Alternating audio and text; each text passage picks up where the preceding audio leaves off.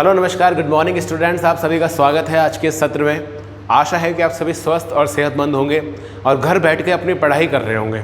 अध्ययनम परमम तपः, संस्कृत में कहते हैं कि अध्ययन पढ़ाई करना विद्यार्थियों के लिए, आप सबके लिए सबसे बड़ा तप है।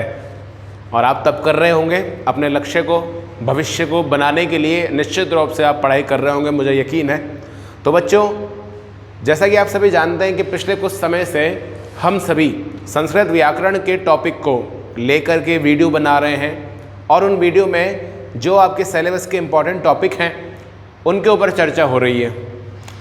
विशेष बात यह है कि ये जो वीडियो आप देख रहे हैं ये क्लास 8th, क्लास 9th और क्लास 10th आप तीनों क्लास के स्टूडेंट्स के लिए है। यानी आप तीनों क्लासेस के जो सिलेबस में संस्कृत में जो टॉपिक दिए गए हैं, प्रत्यय का जो टॉपिक है प्रत्यय, तो ये जो वीडियो है ये आप तीनों क्लासेस के सिलेबस में काम आएगी। आप तीनों क्लासेस के स्टूडेंट्स इसको देख सकते हैं। ये प्रत्यय है और जैसा कि आप सभी जानते हैं कि प्रत्यय हमारे संस्कृत का बड़ा ही महत्वपूर्ण टॉपिक होता है और अगर हमें प्रत्यय समझ में नहीं आ सकते हैं तो हम संस्कृत सही से बना नहीं पाएंगे। तो आइए अब हम सीधे अपने विषय पर, सीधे टॉपिक पे बात करते हैं। जो आज का ये वीडियो है ये मैंने बहुत आपके लिए इम्पॉर्टेंट है, ऐसा टॉपिक लिया है और दो ही प्रत्यय को लेके हम यहाँ बात करने जा रहे हैं। जिन दो प्रत्यय को आप समझ लेंगे तो आपको बहुत आसानी रहेगी, आगे आप भविष्य में उलझेंगे नहीं। तो आइए अब जो आज हम पढ़ने जा रहे हैं वो प्रत्यय का एक टॉपिक है स्त्री प्रत्यय। जी हाँ, हम पढ़ने जा रहे हैं स्त्री प्रत्यय। कुछ बच्चे सोच रहे होंगे कि स्त्री प्रत्यय क्या होता है, ये तो बड़ा विचित्र नाम है। स्त्री प्रत्यय क्या होता है? प्रत्यय तो कई तरह के होते हैं पर हमने स्त्री प्रत्यय नहीं सुना। तो स्त्री प्रत्यय भी बड़े महत्वपूर्ण होते हैं, इसलिए ध्यान से सुनिएगा। ये जो वीडियो में मैंने टॉपिक लिए हैं आपके लिए बहुत ही शॉर्ट, सरल और बहुत ही छोटे में लिए हैं ताकि आप ज़्यादा इससे परेशान ना हो, आपको बोर ना हो इससे। और जो आपके टॉपिक आपके सिलेबस में हैं उसके अकॉर्डिंग ही यहाँ मैंने प्रस्तुत किया है। आइए अब जानते हैं कि ये होता क्या है, स्त्री प्रत्यय होता क्या है और इसके भेद क्या होते हैं। तो ये हमारा वीडियो अब शुरू हो रहा है। ध्यान देंगे, बोर्ड पर लिखा हुआ है स्त्री प्रत्यय की परिभाषा है सबसे ऊपर। आप देख रहे होंगे कि पुल्लिंग शब्द को स्त्रीलिंग बनाने के लिए स्त्री प्रत्यय का प्रयोग किया जाता है। आई बात समझ में? सरल लाइन है, सीधी सी परिभाषा है कि पुल्लिंग शब्दों को स्त्रीलिंग में परिवर्तित करने के लिए स्त्री प्रत्यय का प्रयोग करते हैं। सीधी सी बात है, ये फॉर्मूला था इसका। अब आइए इसके उदाहरण, इसके भेद देख लेते हैं कितने होते हैं। तो स्त्री प्रत्यय के कुल 4 भेद होते हैं। कितने होते हैं? 4 भेद होते हैं। क्लास 8, 9th और 10th तीनों के संस्कृत में जो है कि स्त्री प्रत्यय के आपके 4 महत्वपूर्ण भेद यहाँ दिए गए हैं। अब वो कौन कौन से होते हैं उनके नाम पढ़ लेते हैं। उनके नाम होते हैं टाप, ये प्रत्यय का नाम है टाप। उसके बाद होते हैं एक अगला है डाप, टाप और डाप। तीसरा है गीप, ये जो है ये इसको डीप ना पढ़ें, ये अंग की बिंदी लगी हुई है तो नाक से उच्चारण होगा तो इसको पढ़ेंगे गीप। ग है गीप, ऐसा पढ़ेंगे, इसको डीप नहीं पढ़ेंगे, इसको गीप पढ़ेंगे। और फिर इसके बाद चौथा है हमारा गीश। कौन सा है? गीश प्रत्यय है।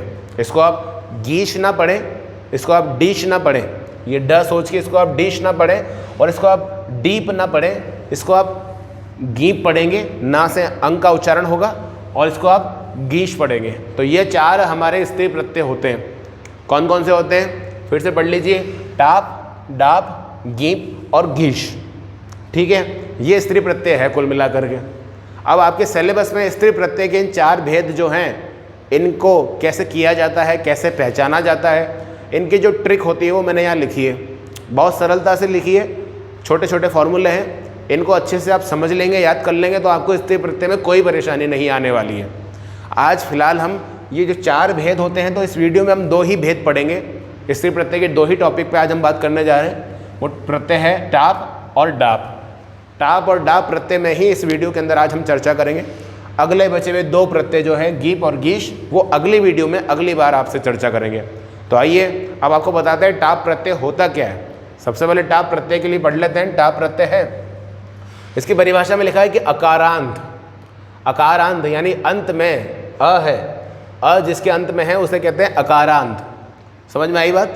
अकारांत पुल्लिंग के शब्दों को, यानी किसके, पुल्लिंग के शब्दों को, अकारांत पुल्लिंग के शब्दों को, ये महत्वपूर्ण बात है, बार बार यही ध्यान देना आप, अकारांत पुल्लिंग शब्दों के स्त्रीलिंग में बनाने के लिए, किसमें, स्त्रीलिंग में, पुल्लिंग को स्त्रीलिंग में बनाने के लिए टाप या डाप, डाप और डाप यानी आ को जोड़ते हैं। अब आ को कैसे जोड़ते हैं, तो जैसे आप सभी जानते हैं कि देख लीजिए, जैसे ये है टाप, टाप में जो है प का लोप हो जाएगा और इसमें ट का भी लोप हो जाएगा, तो क्या बचेगा, मात्रा हमारे पास अ की बचेगी, तो टाप में हमें क्या मिलता है, आ। उसी प्रकार जो डाप है, और डाप में भी हमें जो है कि प का लोप हो जाता है और ड का भी लोप हो जाता है, तो क्या बचता है, आ की मात्रा, तो क्या मिलता है, आ। इसलिए मैंने आपको यहाँ पे ये लिखा है कि टाप और डाप इसमें आ जोड़ा जाता है, टाप और डाप इसमें आ जोड़ा जाता है, ठीक है। तो अकारांत पुल्लिंग शब्दों को स्त्रीलिंग में बनाने के लिए टाप या डाप में आ जोड़ा जाता है, ये इसकी परिभाषा है। अब आइए इसके आगे चलते हुए हम इसके उदाहरण देख लेते हैं। उदाहरण में देखेंगे तो अज, अकारांत पुल्लिंग अज, अज माने,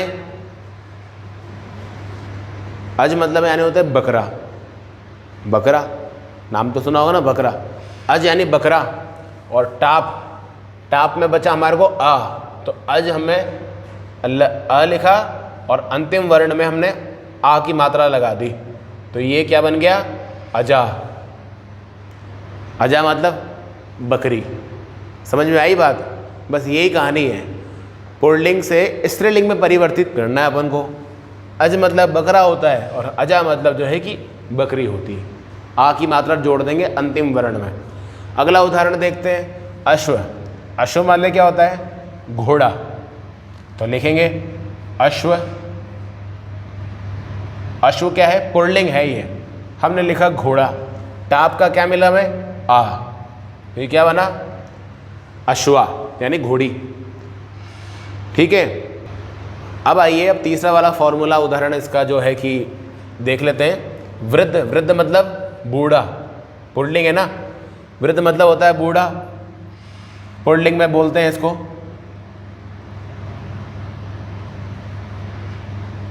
और स्त्रीलिंग बनाने के लिए टाप में जो है कि आ हमारे पास शेष रहता है, तो अंत में हमने जोड़ दिया वृद्धा, क्या बन गया ये, वृद्धा।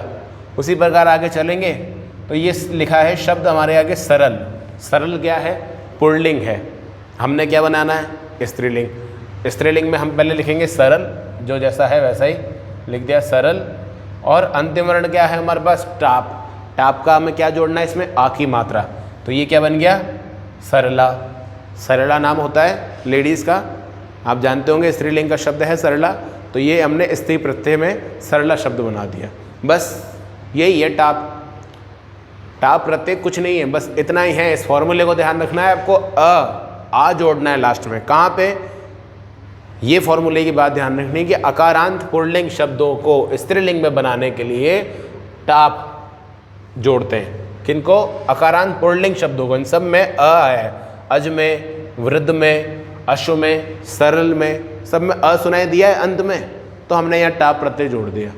तो यही है कुल मिला के टाप प्रत्यय।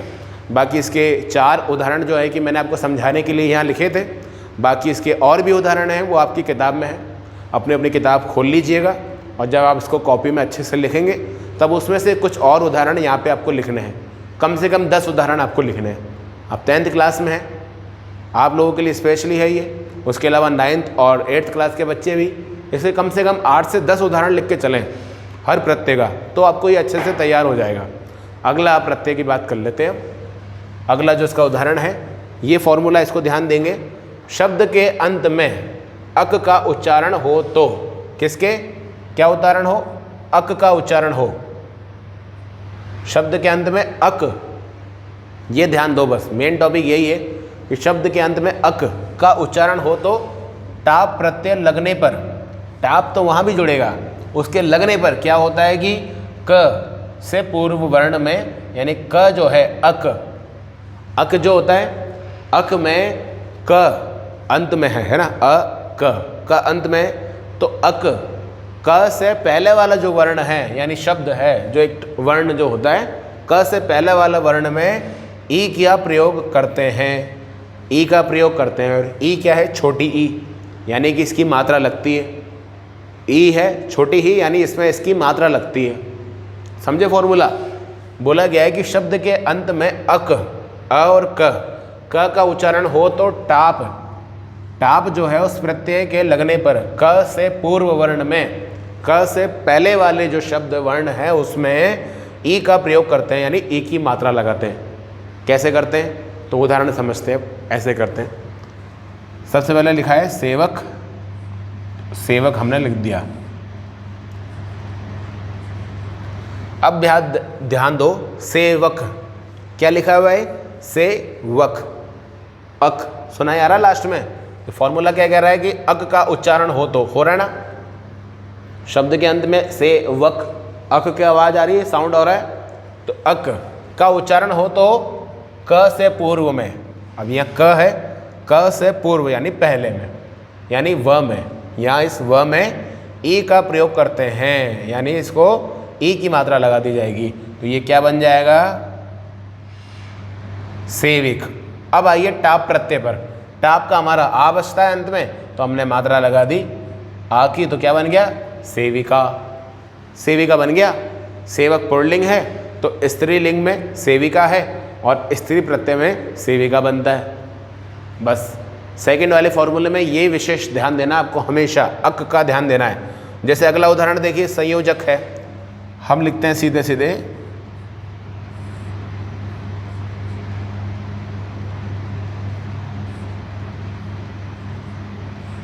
हमने लिख दिया संयोजक, ऐसा का ऐसा लिख दिया।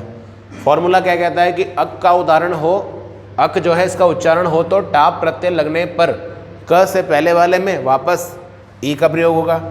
संयोजक, जक में भी अक सुनाई दे रहा है, तो इसमें क से पहले यानी ज में ई का प्रयोग, यानी छोटी ई की मात्रा का प्रयोग हो गया। और हमारे पास है टाप, टाप का हमारे पास आ बचता है, तो हमने जोड़ दिया क में आ, तो क्या बन गया? संयोजिका। क्या बना ये? संयोजिका। संयोजक पुल्लिंग शब्द है और स्त्रीलिंग में संयोजिका है, तो स्त्री प्रत्यय में संयोजिका बनता है।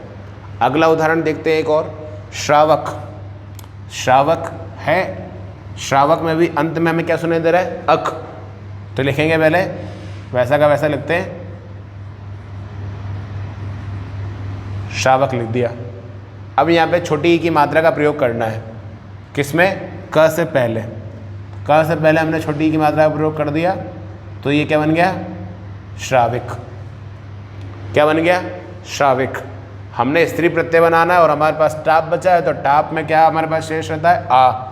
आ की मात्रा लगा दो, क्या बन गया? श्राविका। ठीक है, श्रावक पुल्लिंग था और श्राविका जो है स्त्रीलिंग है। उसी प्रकार अब अगला वाला फॉर्मूला देखते हैं जो कि अंतिम है, और इस फॉर्मूले के क्या उदाहरण को, इस उदाहरण को देख के आपको कंफर्म हो जाएगा कि ये इसमें टाप प्रत्यय है क्या। चालक। चालक जैसे कि सब जानते हैं ड्राइवर होता है जिसको बोलते हैं चालक, चालक होता है पुल्लिंग। अब चालक में भी लक, अंतिम दो वर्ण है लक, सुनाई दे रहा है अक। उसी प्रकार अब पहले यहाँ लिख दो पूरा चालक। ठीक है, अब अक क से पूर्व वाले वर्ण में यानी ल में ई का प्रयोग होगा, तो हमने ई बना दिया यहाँ। ये क्या हो गया? चालिका, क्योंकि आ हमने डायरेक्ट जोड़ दिया, तो ये बन गया चालिका। ठीक है, चालिका जो है कि स्त्रीलिंग का शब्द है, स्त्री प्रत्यय है ये।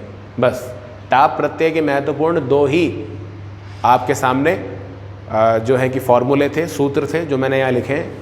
बस इसी के इर्द गिर्द यानी कि इसी के आसपास मिलते जुलते ही आपके सिलेबस में क्लास 8, 9 और 10 के स्टूडेंट के एग्ज़ाम में और आपके सिलेबस में बुक में आते हैं। आशा करता हूँ कि ये टाप प्रत्यय आपको समझ में आ गया होगा। और टाप के जैसा का जैसा ही अगला हमारा फॉर्मूला है डाप। अब जो हम पढ़ने जा रहे हैं सेकंड वाला प्रत्यय है हमारा प्रत्यय नंबर 2 आज की वीडियो का, जो कि बहुत सरल है और काफ़ी हद तक ऊपर वाले टाप प्रत्यय से मिलता जुलता है। तो आइए अब अगला डाप प्रत्यय पढ़ते हैं। अब डाप प्रत्यय में आप देखेंगे कि इसमें भी हमारे पास आ शेष रहता है। ठीक है ना, प का लोप हो जाता है, ड का लोप हो जाता है और आ की मात्रा यानी ये रह जाती है। तो क्या बच जाता है हमारे पास? आप बच जाता है, डा प्रत्यय में भी आ बच जाता है। तो ध्यान देंगे कि लिखा है मनंत। मनंत मतलब जिसके अंत में मनंत म अंत में जिसमें म आता हो तथा अनंत जिसके लास्ट में अन आता हो, मन आता हो या अन आता हो। ठीक है, मनंत या अनंत यानी जिन शब्दों में अंत में मन या अन का उच्चारण होता हो उन शब्दों में डा प्रत्यय लगता है। ये ध्यान दीजिएगा। एक ही फॉर्मूला है जो आपके सिलेबस में उदाहरण आते हैं, जो टॉपिक आए हैं उनमें एक ही विशेष फॉर्मूला है आपके लिए। वो ये है कि मनंत और अनंत शब्दों में डा प्रत्यय लगता है। अब ये क्या होता है तो उसके उदाहरण देखते हैं ताकि समझ में आ जाएगा वो क्या होता है। जैसे यहाँ लिखा हुआ है सीमन।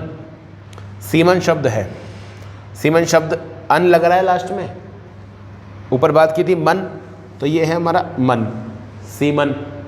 सीमन शब्द है, सीमन शब्द में अंत में अन है तो यहाँ लिखा हमने सीम, सीम है। अब इसको सॉल्व करेंगे तो पहले लिखेंगे सीम। और अब ये जो है डाप, डाप में हमारे को क्या मिलता है, आ मिलता है, तो क्या बनेगा ये सीमा। आप समझे, आप सीमा, बहुत सारी लेडीज़ का नाम होता है सीमा। अगर उनको नहीं पता हो कि कैसे किया जाता है, ये उनका प्रत्यय कौन सा है, तो उनके नाम में स्त्री प्रत्यय का डाप प्रत्यय है, स्त्री प्रत्यय का डाप है। अब आइए आपको समझा देते हैं कि वापस जो है कि सीमा कैसे बना। सीमन शब्द से मन, अंत में मन होना चाहिए ना, सीमन से बचा सीम, सीम में हमने आ को मिलान किया तो बना सीमा। उसी प्रकार पामन, पामन अंत में क्या है मन, इसी का ही उदाहरण है ये। तो हमारे पास क्या बचा पाम। पाम जो है अब उसमें डाप यानी आ लगेगा तो लिखेंगे पहले पाम। डाप जो है उसका हमारे पास हमने आ की मात्रा बचती है तो हमने लिख दिया पामा। क्या बनाई पामा। अब उसी प्रकार आगे चलेंगे तो शब्द है बहुराजन। बहुराजन शब्द है, बहुराजन का भी लास्ट में देखेंगे हम अन आ रहा है सुनने को। यहाँ राजन में क्या सुनाई दे रहा है हमको अन, पहले ऊपर क्या सुनाई दे रहा था इन दोनों में उदाहरणों में मन, इस बार क्या सुनाई दे रहा है अन। तो हमारे पास ये टॉपिक है मन और अन, ये शब्दों के अंत में आना चाहिए। तो यहाँ ये वाला अन आ रहा है, बहुराजन अन सुनाई दे रहा है, तो ये बहुराज में तो ये हमारे पास बचा बहुराज। अब बहुराज में हमने क्या जोड़ दिया डाप, तो डाप प्रत्यय से क्या बनता है, क्या बचता है हमारे पास आ, तो ये क्या बनेगा बहु राजा। क्या बना बहुराजा, ये बना।